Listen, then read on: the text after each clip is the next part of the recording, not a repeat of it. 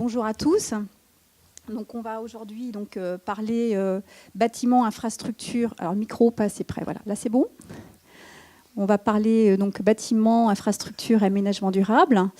Avant de présenter, d'abord je me présente, Catherine Moulin, directrice innovation de Certivea. Avant de présenter les outils que Certivea propose pour justement accompagner ces démarches, je vais laisser la parole à notre grand témoin sur les grands principes qui peuvent aujourd'hui nourrir les réflexions d'un aménageur, enfin des gros projets qu'on peut avoir sur des territoires intelligents et durables, notamment parce que Luc Bello, donc ici présent, a commis, on va dire, un rapport très remarqué l'année dernière sur le sujet et qui va nous donner quelques éclairages sur les enseignements qu'il a tirés de ce gros travail d'investigation autour du sujet, sachant qu'il est aujourd'hui, Monsieur Bello. Alors, je fais marcher...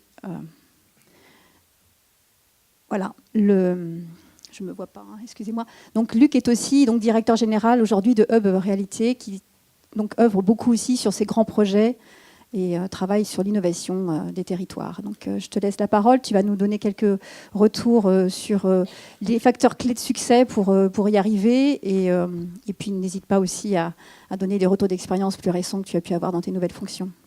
Très bien. Merci. Bonjour à toutes et à tous. Tout d'abord, je vous prie de m'excuser pour ma voix. Le froid a eu raison de mes cordes vocales.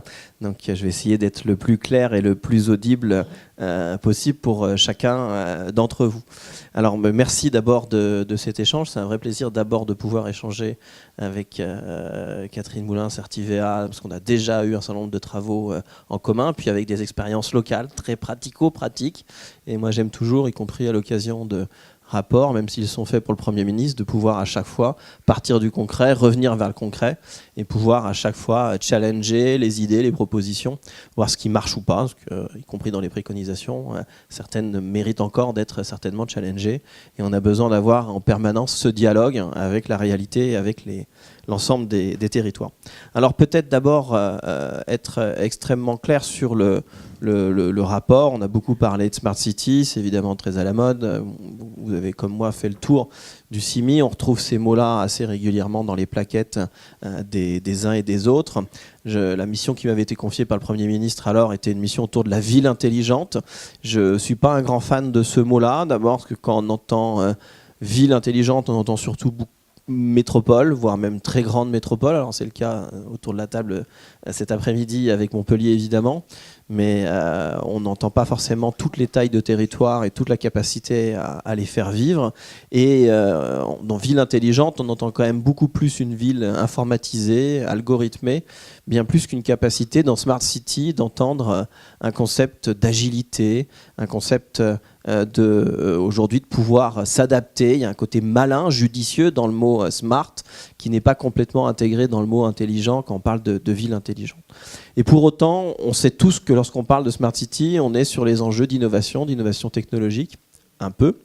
On est sur les enjeux d'innovation urbaine, un peu aussi, mais on est surtout dans les enjeux d'innovation d'usage, et puis j'en dirai deux mots tout à l'heure, parce que c'est largement ce qui doit guider à la fois nos réflexions et nos modes d'action. Avec l'idée, d'une manière générale pour moi, de pouvoir faire travailler des territoires, et pas seulement des villes. Alors évidemment, on n'a pas trouvé un élu sur le CIMI, ni ailleurs en France, qui vous explique que son territoire est stupide, voilà, ou alors il est élu d'opposition dans son territoire, mais en général, les villes se disent toutes plutôt intelligentes, mais on a surtout une vraie capacité demain à pouvoir se projeter sur des territoires au sens large.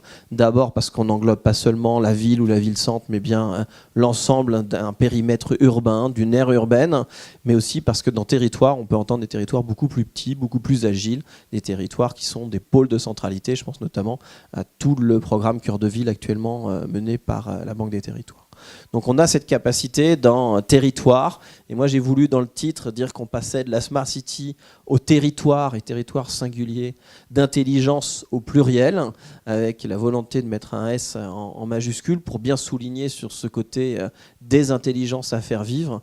Et c'est là, je crois, prend place certainement une partie du raisonnement, on y reviendra, sur les enjeux d'accompagnement et de certification autour de ces intelligences, parce que d'abord faire vivre un territoire intelligent, c'est prendre toutes les sources d'intelligence qui existent localement, les intelligences évidemment issues de la collectivité et de ses satellites, les intelligences académiques, les intelligences économiques, l'intelligence citoyenne. Et lorsqu'on a l'ensemble de ces projets, de ces capacités d'intelligence qui sont mis les uns à côté des autres, on a réellement une capacité à produire un territoire d'intelligence au sens où il correspondra à la réalité d'un besoin.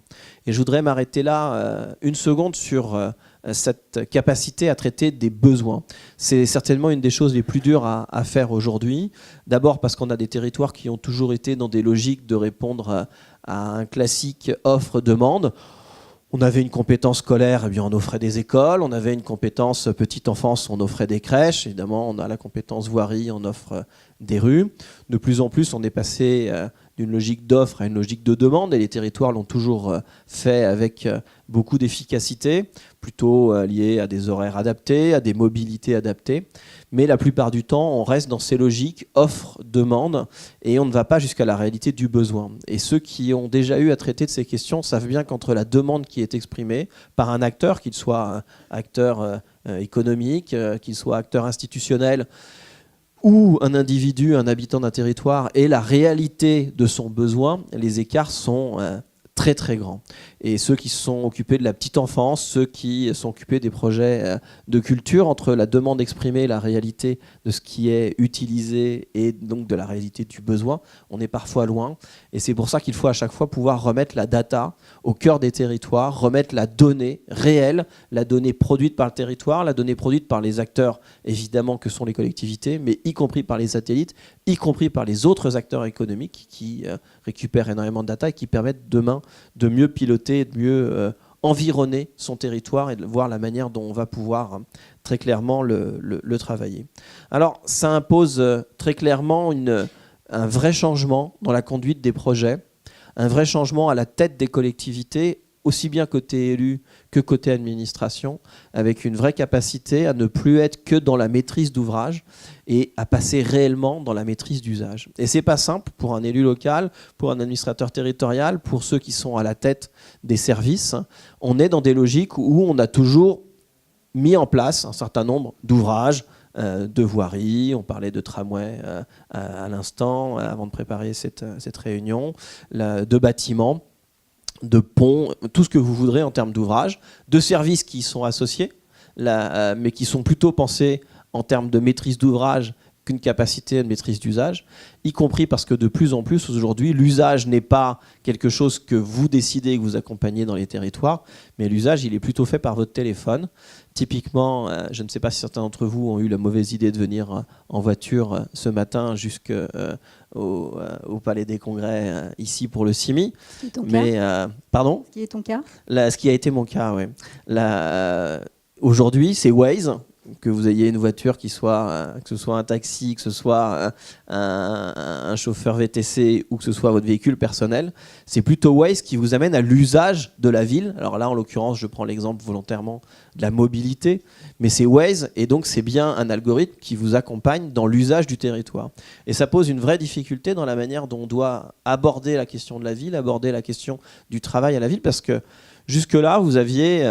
ici, dans l'arrondissement, la rue du Petit-Prince, qui était une rue avec une crèche, une école maternelle et une résidence personnes âgées. Et légitimement, les élus de l'arrondissement ont jugé que cette rue devait être une rue pacifiée, calme, adaptée à la réalité de l'usage et que l'intérêt général devait prévaloir et que cette petite rue devait plutôt être une rue en faveur des usagers et des habitués, familles, personnes âgées, plutôt que des rues de grande circulation. Sauf que quand tous les boulevards à côté sont bouchés, fermés, quelle qu'en soit la raison, eh bien, ces applis-là, avec des algorithmes écrits à l'autre bout de l'Atlantique, vous poussent à aller utiliser cette rue. Et donc, de plus en plus, les territoires doivent tenir compte de la réalité de l'usage. Et ce changement de paradigme, de la manière dont aujourd'hui on doit se projeter à piloter un territoire, doit pouvoir nous guider sur le premier des 3 principes directeurs que j'ai voulu pousser à l'occasion de ce rapport, qui est celui de la gouvernance.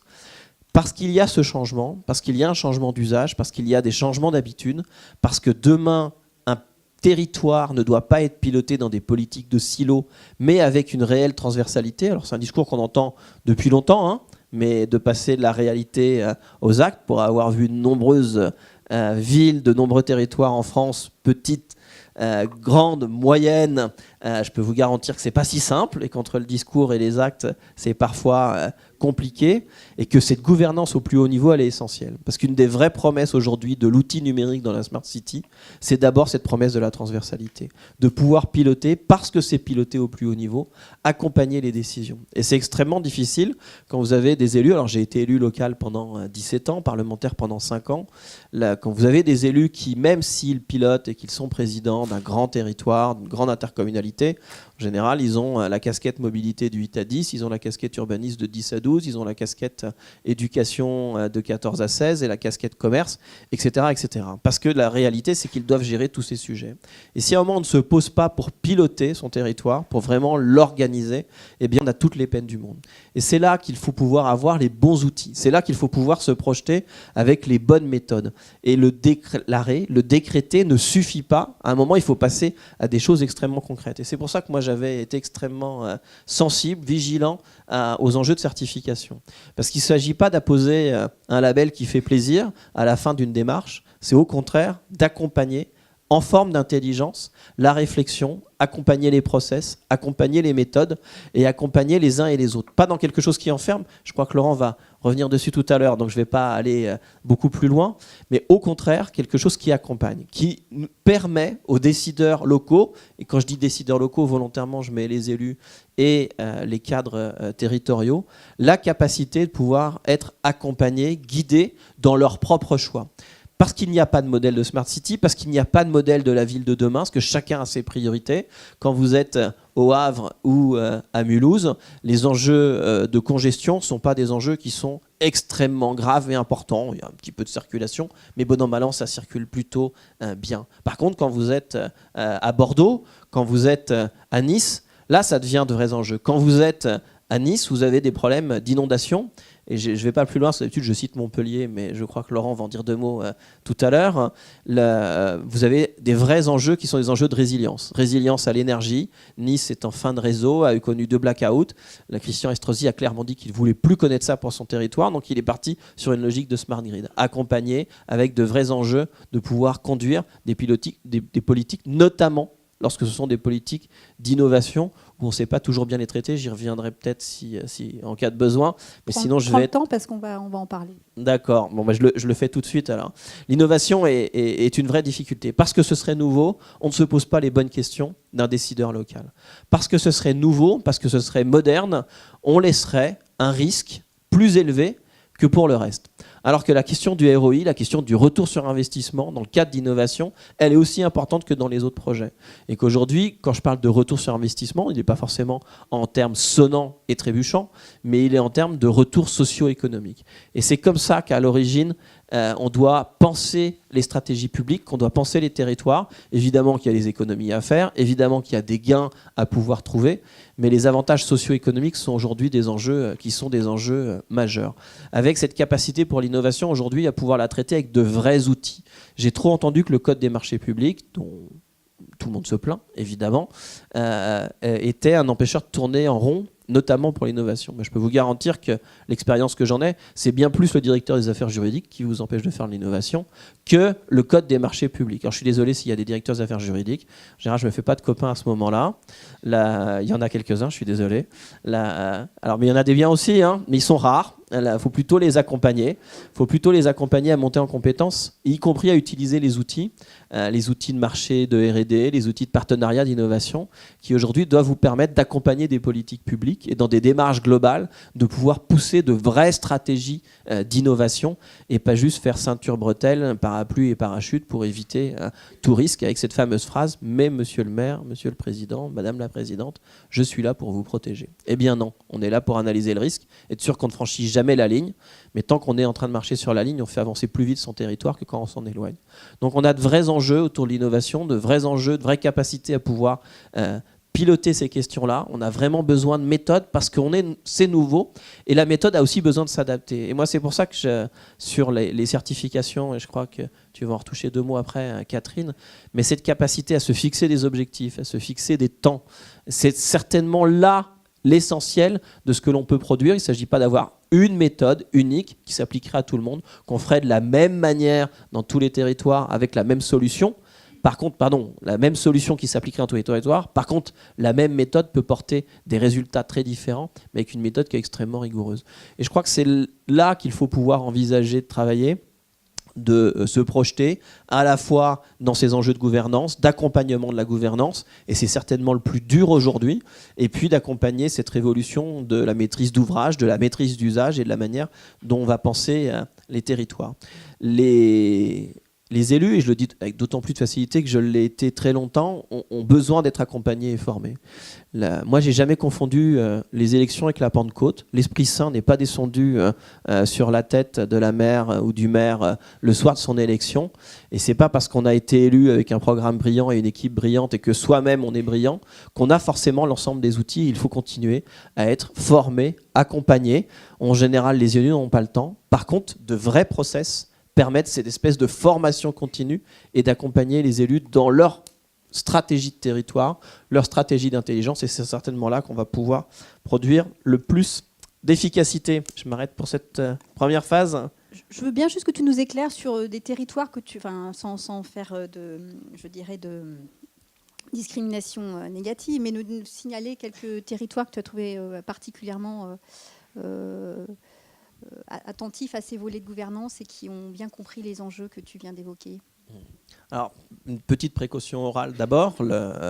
J'ai pas voulu faire ni de benchmarking, ni de name and shame sur le rapport sur les smart cities.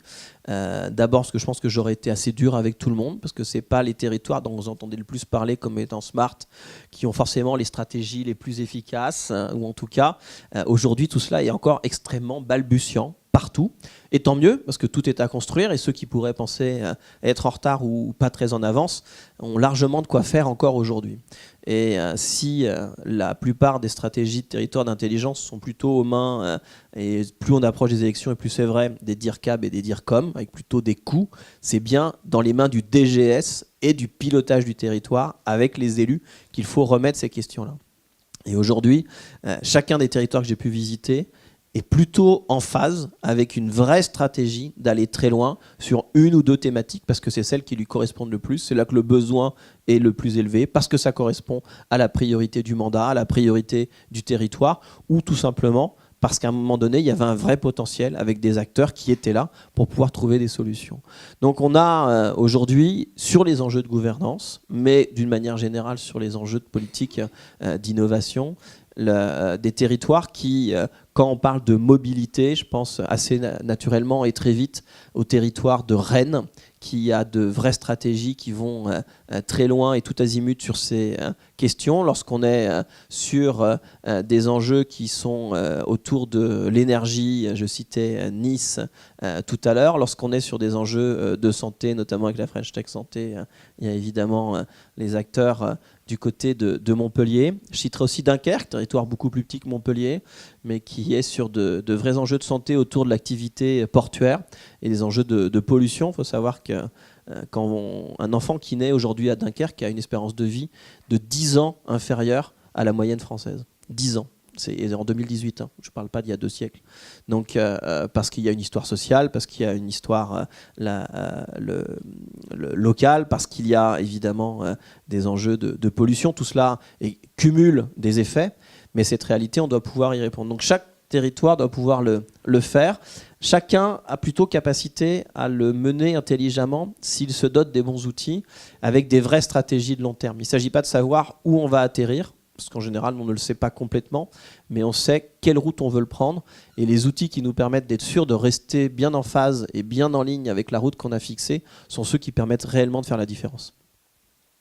Merci beaucoup. Je ne pouvais pas rêver meilleure introduction pour effectivement maintenant vous présenter un peu plus précisément les référentiels, les outils que Certivia vous propose pour accompagner ces sujets de gouvernance, d'innovation. Alors, ce que je vais faire, c'est que je vais me reculer parce que j'avoue que je ne vois pas trop ce qui se projette pendant que je parle. Donc, j'ai besoin de prendre du recul. Et je vais vous quitter pour vous présenter voilà, en quelques minutes les principaux outils qui vont aller dans le sens de ce que vient d'évoquer Luc justement. D'abord, préciser que Certivia est un opérateur de service et un accompagnateur de toutes les transitions qu'on vient d'évoquer, acteur majeur de la qualité de vie dans la ville durable, que ce soit au niveau des bâtiments, au niveau des infrastructures ou des quartiers. Et on va le voir plus précisément aussi à travers donc, des transitions qui sont aussi bien énergétiques, environnementales que sociétales, et pour les dernières numériques. Donc, Certivea a ce souci, que ce soit à travers donc, des offres de certification, de labellisation, et on va voir après en détail lesquelles, et aussi d'autres outils qui sont aussi autour de la formation, de l'évaluation, du benchmark, d'accompagner tous les acteurs qui veulent aller dans ce sens. Alors je précise aussi, comme vous l'avez à l'écran, que nous avons une filiale qui est dédiée à l'international, qui s'appelle Serway. Je ne sais pas si Cosmine est dans la salle, mais en tout cas nous avons aussi un stand sur ce salon où on peut aussi vous préciser tout cela. Et puis Cercal aussi, qui donc œuvre aux côtés de Certivea. Derrière, donc, qu'est-ce qu'on peut dire en matière de certification, et je précise avant toute chose que ces certifications, leur grande qualité, leur grande spécificité, c'est qu'elles se font avec une tierce partie indépendante, ce qui est quand même très important à mentionner dans le domaine de la certification, de la labellisation, et qui objective complètement la performance dont vous pouvez vous valoriser. Et ça reste essentiel aujourd'hui. Donc on a aujourd'hui une colonne vertébrale qui est autour des outils élaborés avec l'Alliance HQE, dont nous avons la déléguée générale Anne-Sophie Périssin ici présente, donc, qui est autour, donc, premier socle, première brique de base de la collectivité du territoire, c'est le bâtiment durable, HQE bâtiment durable. D'ailleurs, vous avez une conférence qui va suivre à 15h30 pour en parler avec notre président Patrick Nossan qui est aussi présent. Nous avons derrière ça donc une déclinaison qui se fait aujourd'hui sur les infrastructures, qui a pris naissance avec un premier référentiel qui avait été élaboré pour des routes durables et qui aujourd'hui s'adresse à beaucoup de types d'infrastructures, on va voir lesquelles. Et enfin, donc, HQ Aménagement, qui a été entre-temps élaboré pour être un système de management des opérations assez complet. Et on va voir en détail ces deux outils-là sur lesquels je vais insister. Mais avant de passer à ces précisions, vous rappelez aussi que nous avons ces labels, ces certifications qui se veulent multithématiques. Et nous avons aussi des labels monothématiques qui adressent aussi bien des sujets d'accessibilité. Alors, du coup, le pointeur, je ne l'utilise pas du tout, mais est-ce que ça marche là ? Je ne sais pas trop comment ça marche, excusez-moi. Enfin, vous voyez bien en haut à gauche, autour de l'énergie et du carbone, avec Efinergie, des labels d'État, E+, C-, BBCA. Je vais parler de Serenity sur la sécurité, de Biodiversity sur la biodiversité fait avec le CIBI. Je vais finir par les deux plus récents qui sont Osmose, à droite sur la qualité de vie au travail, et puis R2S qui est sur le bâtiment connecté et communicant, dont on a parlé ce matin en conférence également. Donc deux labels monothématiques dans les plus récents. Maintenant, je reviens donc à notre colonne vertébrale. Alors, excusez-moi, je ne suis pas très à l'aise avec le premier qui est sorti en 2013, donc le référentiel autour de HQ Ménagement, qui est justement une forme de réponse à toutes ces interrogations et ces attentions qu'a évoqué Luc Bello sur l'importance de la gouvernance, et on va voir pourquoi. Parce qu'il a aussi beaucoup de points communs avec notre référentiel autour des infrastructures. En tout cas, ce que vous pouvez voir ici, c'est qu'il a le souci, bien évidemment, d'adresser tous les champs du développement durable à travers 17 enjeux et 3 objectifs. C'est la même chose du côté d'HQ Infrastructure.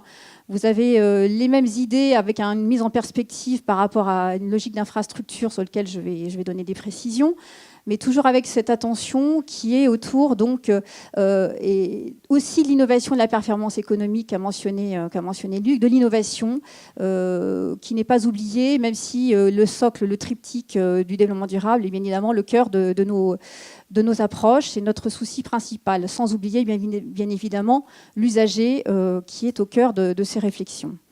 Alors, si on rentre un peu plus sur les particularités de ces deux référentiels, qui ont une grande force, j'en parlais un petit peu et là je précise, donc c'est cette gouvernance de projet qui se veut très, très structurante, qui est transverse justement, qui transperce absolument tous les items, et qui permet aussi, grande force de ce référentiel, d'être contextualisable. Luc vient de le dire, il n'y a pas un territoire qui ressemble à un autre, il s'agit de pouvoir s'adapter aux enjeux et au contexte du territoire, Et justement, grâce à ce type d'outils, on peut quand même avoir une grande latitude pour prendre la mesure des enjeux, des priorités qu'on veut y mettre, sous réserve effectivement de toujours œuvrer dans le sens de l'intérêt général et des objectifs du développement durable que vous avez vus précédemment.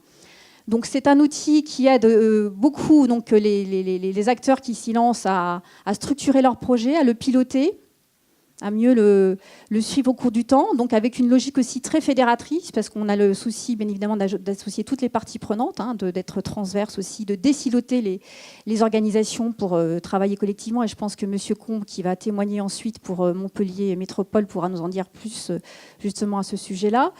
Je vous le disais, j'y reviens, donc l'importance de pouvoir contextualiser et prioriser ces objectifs qui sont à la main de l'aménageur. Donc on est assez souple aussi là-dessus pour prendre la mesure des enjeux qui concernent spécifiquement le territoire.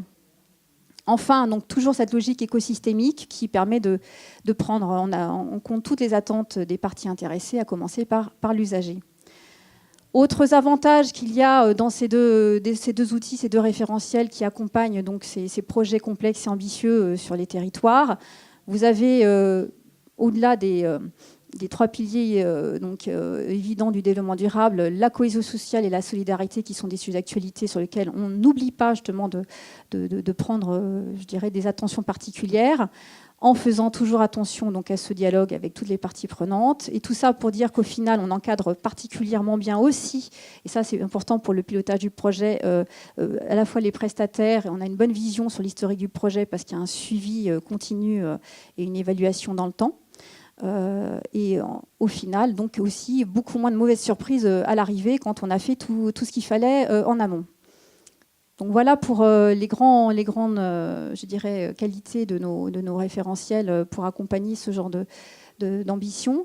Important aussi de signaler que puisqu'on est très souple sur l'objectivation, enfin la contextualisation et la priorisation des objectifs, on a souhaité accompagner donc, les acteurs qui se lancent dans l'aventure avec un guide assez complet pour la partie infrastructure durable, et d'ailleurs on y pense pour la partie aménagement, un outil extrêmement utile pour accompagner les décideurs. Et je me permets de faire un petit clin d'œil aussi à notre ancien chef de projet sur ce dossier qui a œuvré pour sa rédaction, donc Maxime Lepage qui est là et qui est aussi un grand je dirais, acteur sur ces chantiers de territoires innovants et durables.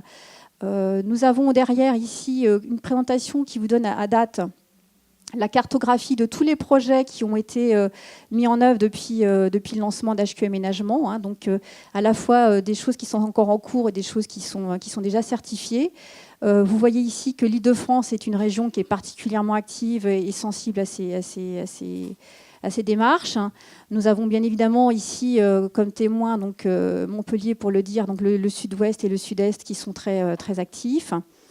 Et puis vous avez les Pays de Loire et le nord-est qui sont aussi rentrés dans l'aventure. Tout ça avec des projets qui sont de taille plus ou moins grande. Encore une fois, ce sont souvent des projets très, très, très ambitieux, très longs, très complexes, sur lesquels ce genre d'outils montre toute leur efficacité. Là, quelques exemples visuels plus parlants pour vous donner des exemples de quartiers, souvent des AC qui ont souhaité donc, se faire certifier HQ Aménagement, avec des acteurs assez connus donc, qui ont accompagné ces démarches et qui sont très convaincus de l'utilité de ce genre d'outils, comme ICAD, Vinci, Bouygues Immobilier et GGL. Donc voilà, quelques exemples sur lesquels on peut aussi échanger, si vous voulez, par la suite. J'oublie pas donc l'international puisqu'on a parlé de Serway. Serway, donc le bras armé de Certivia à l'international, a fait beaucoup aussi pour que le sujet s'évangélise à l'étranger. On voit ici qu'on a beaucoup de mise en œuvre sur le Brésil pour HQ Aménagement, dans une moindre mesure donc sur la Chine, mais on y vient. La Chine est en train de bouger par les bons soins de notre président qui est très actif sur ce volet-là. Donc on a de plus en plus d'acteurs chinois qui s'y mettent également, sans compter le Maroc et le Monaco, bien sûr. Alors, je suis passée un peu vite sur HQ Infrastructure. De quelle infrastructure parle-t-on ? En fait, on vise très très large ici. Vous le voyez, on a des ambitions d'accompagnement. On a voulu, en partant du retour d'expérience sur route durable, aller beaucoup plus loin en essayant justement d'écrire un cadre de travail qui soit applicable à peu près à toutes les typologies d'infrastructures, qu'elles soient donc de transport linéaire ou non, donc de marchandises également. Donc vous voyez que c'était un peu là-dessus que s'est construit l'historique de l'histoire de ce référentiel. Mais maintenant, on va beaucoup plus loin. Vous le voyez aussi avec la production d'énergie, des infrastructures de transport. Donc un petit clin d'œil sur l'énergie aussi, sur les territoires. On voit aussi qu'avec des outils, comme on l'a annoncé ce matin, un référentiel, une extension de référentiel qu'on est en train de faire aussi sur les smart grids, on va aussi pouvoir accompagner encore un peu plus ces sujets-là avec R2G. On a annoncé ce matin donc, l'extension du label R2S sur l'énergie. C'est un petit clin d'œil, excusez-moi, je n'ai pas pu m'empêcher. Donc on a aussi donc, les infrastructures de télécommunication, bien évidemment, infrastructures sportives en extérieur, dépollution des eaux usées, stations de lavage. Et on va voir d'ailleurs derrière, si je ne me trompe pas, les quelques exemples concrets qu'on a sur infrastructure, parce que comme vous l'avez compris, infrastructure, c'est un peu tout neuf. On a encore beaucoup de choses à partager, mais là, on a déjà trois belles histoires à vous présenter avec des projets d'envergure très différentes qui ont été donc, des pilotes pour justement construire ce cadre de travail et valider son efficacité. Donc avec Toulouse, la troisième ligne de métro, un dépôt de bus à Rivry. Et puis, enfin, une petite start-up qui est venue vers nous pour, je dirais, valider un concept de station de lavage extrêmement vertueux en matière environnementale et qui s'appelle donc Savonnette et qui a lancé une opération pilote sur les Yvelines. Voilà.